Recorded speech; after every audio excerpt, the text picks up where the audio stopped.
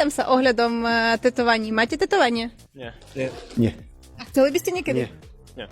A prečo by ste to nechceli? Pretože sa mi to nepáči. Ani na vás, ani na inom tele. Na jednom tele áno. Záleží o to, niekomu to proste asi pristane a ja si myslím osobne, že mne by to nepristalo.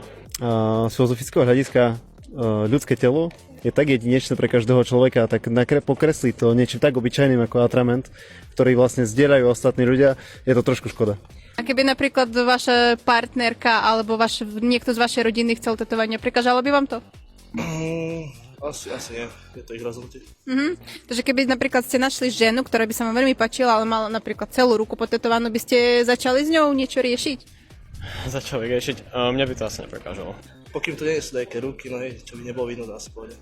A keby napríklad sa vám páčila nejaká žena, ale mala strašne veľa tetovaní na seba? To nevadí, ako vravím, každá ľudská bytosť je individuálna, čiže ten človek ako ja to vnímam týmto subjektívnym spôsobom, keď ten druhý človek to vníma inak, to je úplne v poriadku. Super, ďakujem pekne. Pekný deň. Majte sa.